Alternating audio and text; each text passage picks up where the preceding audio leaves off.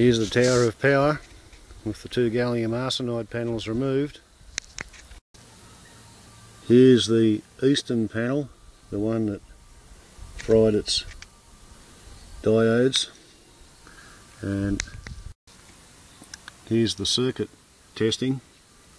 2.9 volts coming out of the entire panel, 0.28 of a volt across the right hand diode on the positive side, and 2.6 coming out of the other one.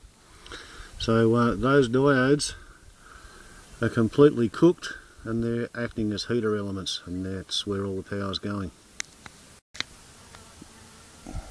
This is the panel which was being controlled by the diode that completely, utterly fried.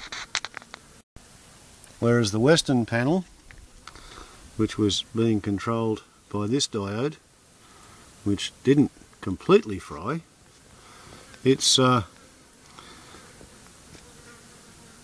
reads out like this: 12.2 volts across the panel, 10 on one side, 1.4 on the other, and it seems to have fried this diode here on the negative side.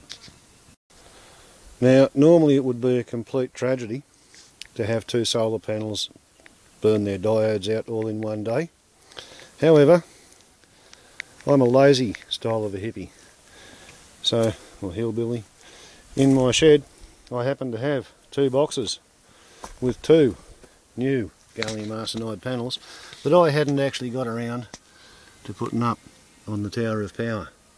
So that's what that circuit board is supposed to look like inside the control box of the solar panel. Not like this at all.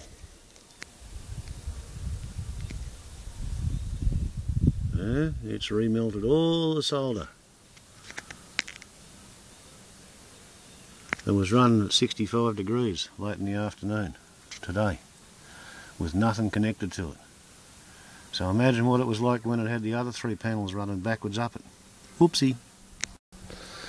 So, my game plan is to drill holes in the frames of the new solar panels, just like the holes which have had the tie wire going through the frames of the old solar panels. And tomorrow morning the tower of power can get new panels. I'll wire it up and stand it back up and hang its weights on it, and then I'll go to town looking for diodes. So this is the charge controller I'm using. It says 12.3 volts. It says it's daylight but nothing's going in. There's no load on the 12 volt circuit, and it says the battery's got to be 70% full today. We shall see. My bet is I'm going to be running the generator tonight.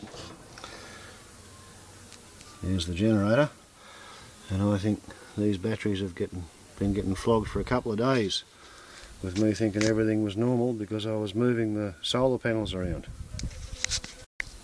That's what's inside the pyramid, by the way. There's no law that says you have to store your electricity in rectangular prisms, even though that's how the batteries come. So I store my electricity in a pyramid,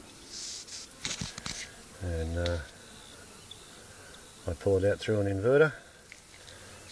I've got a power board from the generator, and the generator's done 3,700 hours running in the pyramid, and it doesn't overheat because I'm clever. At least I'm clever enough to enjoy the idea of storing electricity in a pyramid, because I think pyramid-shaped electricity is more fun. Brought to you by AERO-HILLBILLY Enterprises. Not just aerophysics engineering research and operations, but also alternative energy, realistic options. Fix it yourself.